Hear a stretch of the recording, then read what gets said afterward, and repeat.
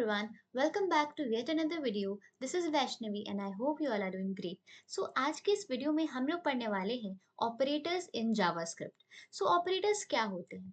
Operators की मदद से हम वेरिएबल्स या फिर वैल्यूज पर कुछ ऑपरेशंस परफॉर्म कर पाते हैं या कुछ कैलकुलेशंस परफॉर्म कर पाते हैं. ठीक है, तो जैसे कि यहाँ पर हम एग्जाम्पल देख पा रहे हैं 7 + 5 इज इक्वल टू 12.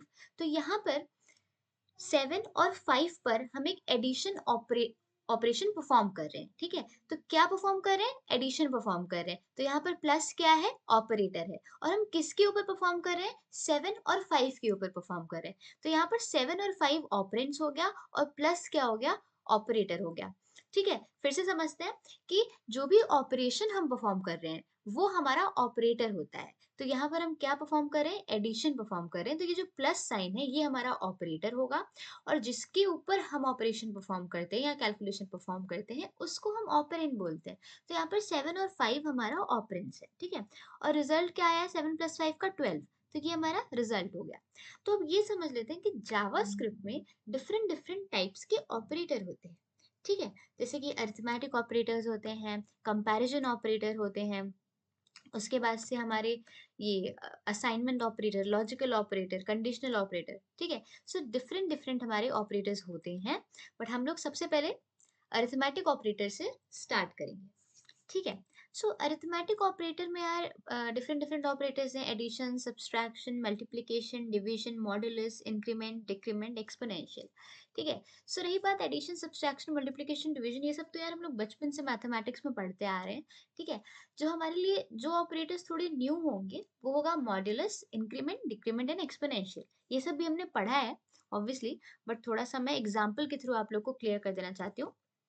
तो यार सबसे पहले हम लोग पढ़ेंगे अरिथमेटिक ऑपरेटर्स के बारे में. ठीक है, तो सपोज मैंने यहाँ पर एक वेरिएबल बनाया जिसमें मैंने 10 स्टोर किया और एक दूसरा वेरिएबल बनाया जिसमें मैंने 5 स्टोर किया. ठीक है, सो सबसे पहले हम लोग स्टार्ट करेंगे a + b. ठीक है, और मैं यहाँ पर इसको कॉपी कर लेती हूँ यार. सो ये a - b हो जाएगा. देन हम मल्टीप्लिकेशन को भी ले लेते हैं एंड देन हम लोग डिवीजन भी ले लेते हैं.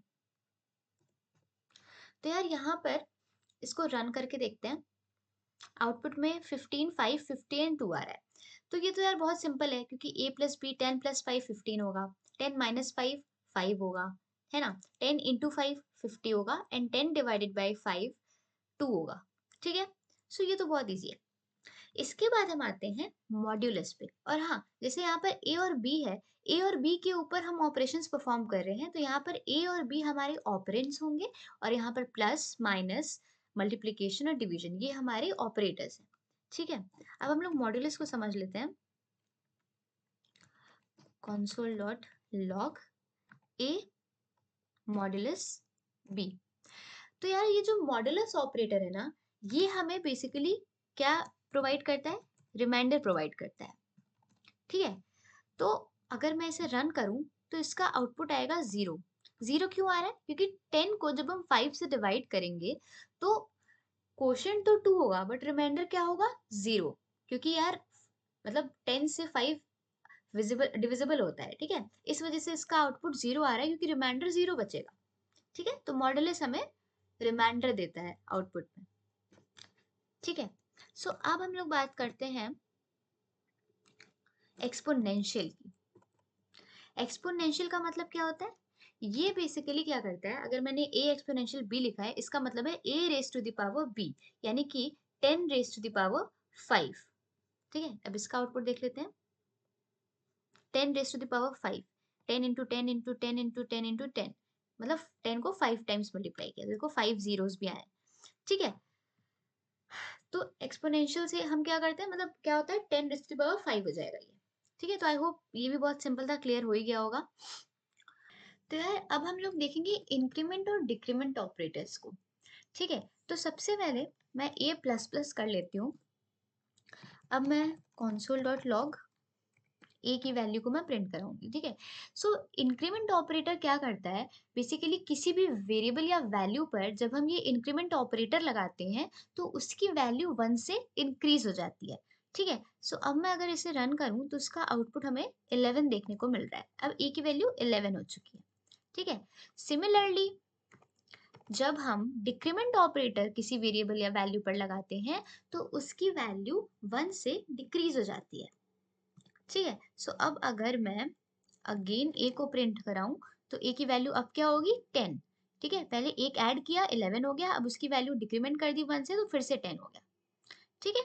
या चाहे तो हम इसे बी पर परफॉर्म करके देख लेते हैं, क्योंकि ए पर ऑलरेडी हमने परफॉर्म कर ही लिया है इंक्रीमेंट। ठीक है। सो बी की वैल्यू 5 थी, हमने डिक्रीमेंट की तो अब 4 हो गई होगी। तो इसे एग्जीक्यूट करके देखते हैं। तो यस, द आउटपुट इज 4। ठीक है। सो ये थे इंक्रीमेंट और डिक्रीमेंट ऑपरेटर्स। तो आई होप कि अरिथमेटिक ऑपरेटर्स आपको अच्छे से समझ में आ गए होंगे। ठीक है। जिसमें कि addition, subtraction, multiplication, division, modulus, exponential, increment और डिक्रीमेंट, ये सारे ऑपरेटर्स हमने समझ लिए। ठीक है। तो अब नेक्स्ट ऑपरेटर्स हैं कंपैरिजन ऑपरेटर। ठीक है। तो मैं बहुत शॉर्ट में बता देती हूँ यार कि कंपैरिजन ऑपरेटर की मदद से हम दो वैल्यूज या दो वेरिएबल्स के बीच में एक कंपैरिजन करते हैं। ठीक है। तो different types of comparison operators होते हैं, जैसे कि ग्रेटर देन और इक्वल टू, स्मॉलर देन और equal to, loose equality, strict equality, loose inequality and strict inequality. तो ये different types of comparison operator दो वैल्यूज या वेरिएबल्स के बीच में कंपैरिजन करने के लिए होते हैं। यार ग्रेटर देन, स्मॉलर देन, ये सब तो हम लोग बचपन से पढ़ते आ रहे हैं, राइट? बट मैं फिर से एक बार एग्जाम्पल के थ्रू आप लोग को ये सब भी दिखा देती हूँ। सो अगेन अब हम लोग कंपैरिजन ऑपरेटर पढ़ रहे हैं। ठीक है। सो इसके लिए मैं ना अलग वेरिएबल्स क्रिएट कर लेती हूँ। Let c is equal to 20, let d is equal to कुछ भी ले लेते हैं 12। ठीक है। तो अब सबसे पहले हम पढ़ेंगे ग्रेटर देन इक्वल टू। यहाँ पर अगर मैं करूँ c is greater than d, तो आउटपुट क्या आएगा? क्या c d से ग्रेटर है? ऑब्वियसली ग्रेटर है, क्योंकि 20 बड़ा होता है 12 से। ठीक है। तो इसका आउटपुट ट्रू आएगा। ठीक है। क्योंकि जो स्टेटमेंट मैंने लिखा है वो ट्रू है। ठीक है। अब सिमिलरली यार अगर मैं c को स्मॉलर देन कर दूं d से, तब क्या आएगा आउटपुट? ऑब्वियसली फॉल्स आएगा, क्योंकि यार 12 बड़ा नहीं है 20 से, है ना? तो इसका आउटपुट आएगा फॉल्स। ठीक है। सही है। सो यार जनरली जो कंपैरिजन ऑपरेटर्स होते हैं ना, इनकी मदद से हमें ट्रू या फॉल्स वैल्यू देखने को मिलती है, क्योंकि हम कंपेयर करें ना कि या तो इक्वल होगा या तो नहीं होगा, या तो ग्रेटर होगा या तो नहीं होगा। तो इसलिए ट्रू और फॉल्स में ही वैल्यू आती है। ठीक है। So I think greater than, less than, greater than equal to, less than equal to, ये सब चीजें तो हमें पता है। तो जो अब इम्पोर्टेंट कंपैरिजन ऑपरेटर्स हैं वो है loose equality, strict equality, loose inequality and strict inequality. ठीक है। तो बेसिकली जो लूज इक्वालिटी और स्ट्रिक्ट इक्वालिटी है, मतलब जो इक्वालिटी ऑपरेटर्स हैं, ये क्या करते हैं? ये बेसिकली कंपेयर करते हैं कि वो जो दो वैल्यूज हैं या दो वेरिएबल्स हैं वो इक्वल है या नहीं है। ठीक है। तो सपोज अभी के लिए मैं इसे हटा दे रही हूँ और यहाँ पर मैंने लिखा 20। ठीक है। मैंने डी को भी 20 कर दिया। अब मैं इन्हें कंपेयर करती हूँ, C double equal to D. ठीक है। तो यार ऑब्वियसली सी और डी एक दूसरे मतलब इक्वल हैं, 20-20 हैं। तो आउटपुट क्या आने वाला है? ट्रू आने वाला है ऑब्वियसली। ठीक है। अब अगर मैं करूं यहाँ पर console.log C triple equal to D, अब इसे रन करके देखते हैं तो भी आउटपुट ट्रू ही आएगा, है ना? बोथ द केसेस में आउटपुट ट्रू आएगा, क्योंकि सी और डी इक्वल है एक दूसरे से। तो यार अब लूज इक्वालिटी और स्ट्रिक्ट इक्वालिटी में, यानी कि डबल इक्वल टू और ट्रिपल इक्वल टू में सबसे बड़ा कंफ्यूजन ये होता है कि दोनों ही ऑपरेटर्स की मदद से हम चेक करते हैं कि दोनों वेरिएबल्स या वैल्यूज की जो मतलब वैल्यू है वो सेम है या नहीं है। तो फिर ये अलग अलग क्यों है? ठीक है। मतलब क्या जरूरत है हमें कि हम इससे यूज करें या फिर इसे यूज करें? तो समझ लेते हैं एक बार यार अच्छे से कि लूज इक्वालिटी और स्ट्रिक्ट इक्वालिटी में क्या डिफरेंस है। ठीक है। तो सपोज करो यार कि यहाँ पर 20 की जगह मैं स्ट्रिंग ले रही हूँ 20। ठीक है। अब क्या हुआ, सी में भी मैंने 20 स्टोर कराया, डी में भी मैंने 20 स्टोर कराया। ठीक है? बट जो सी का 20 है वो एक नंबर है और जो डी का 20 है वो एक स्ट्रिंग है, ठीक है? अब जब हम कंपेयर करेंगे ना, तो हम ये देख पाएँगे कि जो फर्स्ट वाला सी डबल इक्वल टू 20 था, इसका आउटपुट ट्रू आया और जो C triple equal to D था, इसका आउटपुट हमारा फॉल्स आया। ऐसा इसलिए हुआ क्योंकि जो डबल इक्वल टू यानी कि जो लूज़ इक्वालिटी है ना, वो केवल वैल्यू को चेक करती है। यहाँ पर इसने देखा कि यार सी में भी 20 है, डी में भी 20 है, तो इसने ट्रू रिटर्न कर दिया। ठीक है? बट जो स्ट्रिक्ट इक्वालिटी है, वो वैल्यूज़ के साथ-साथ डेटा टाइप को भी चेक करती है। तो इसने ये जो ये वाला स्टेटमेंट है, स्ट्रिक्ट इक्वालिटी वाला, इसने क्या चेक किया कि सी में भी 20 है, डी में भी 20 है। बट यार सी का डेटा टाइप नंबर है और डी का डेटा टाइप स्ट्रिंग है। इस वजह से ये इक्वल नहीं है और इस वजह से इसका आउटपुट हमारे पास फॉल्स आ गया।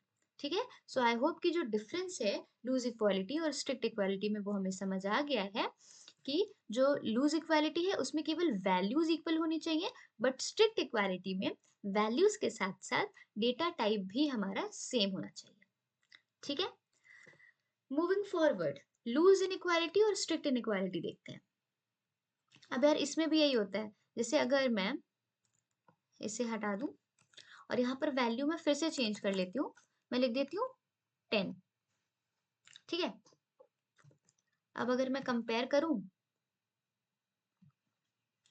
यहाँ पर C not equal to D, तो ऑब्वियस सी बात है ना, आउटपुट ट्रू आना चाहिए क्योंकि सी और डी इक्वल नहीं है, तो इसीलिए आउटपुट ट्रू आया। ये बेसिकली चेक करता है कि दो वैल्यूज या वेरिएबल्स एक दूसरे के इक्वल नहीं होने चाहिए। ठीक है, तो इक्वल नहीं है, इस वजह से आउटपुट ट्रू आ गया। अब अगर सिमिलरली मैं यहाँ पर अगेन नॉट इक्वल टू देख रहे हैं, बट ये यहाँ पर ये स्ट्रिक्ट है और ये वाला लूज था, ठीक है, तो भी आउटपुट ट्रू ही आएगा कि ऑब्वियसली इक्वल नहीं है सी और डी। ठीक है, अगेन इन लोग में क्या डिफरेंस है, अगर मैं यहाँ पर इससे फिर से मतलब 20 ले लिया मैंने, एक स्ट्रिंग ले ली जिसमें 20 को रखा है मैंने। अब क्या होगा, जब ये कंपेयर करेगा तो इसका आउटपुट आएगा फॉल्स और इसका आउटपुट आएगा ट्रू। क्यों? क्योंकि लूज इनइक्वालिटी क्या चेक करेगी, केवल वैल्यू को चेक करेगी। तो जब वैल्यू चेक करिए 20 और 20, तो यार कह रही है ये तो सेम है ना? पर इसे तो चेक करना था कि सेम नहीं होने चाहिए, इक्वल नहीं होने चाहिए, पर ये तो सेम है 20-20, इस वजह से ये फॉल्स दे देगी आउटपुट। बट इस वाले स्टेटमेंट में क्या होगा, ये वैल्यू तो चेक करेगी, साथ में डेटा टाइप भी चेक करेगी। ठीक है, तो इसने चेक किया 20-20 सेम है यार, बट डेटा टाइप अलग है, इस वजह से हाँ ये सही बात है कि सी और डी इक्वल नहीं है, इसलिए ये आउटपुट ट्रू दे देगी। ठीक है, रन करके देखते हैं, तो बिल्कुल वैसे ही आया है। फर्स्ट स्टेटमेंट का आउटपुट फॉल्स आया है और उसके बाद वाले का ट्रू आया है। ठीक है, सो आई होप कि कंपैरिजन ऑपरेटर्स भी आप लोग को अच्छी तरीके से क्लियर हो गए होंगे। ठीक है, तो इस वीडियो के लिए इतना ही। बाकी नेक्स्ट वीडियोस में हम लोग बाकी के जो बचे हुए ऑपरेटर्स हैं उनके बारे में पढ़ेंगे। ठीक है, सो अगर आपको ये वीडियो अच्छा लगा हो तो please like share and comment on this video and please subscribe my channel.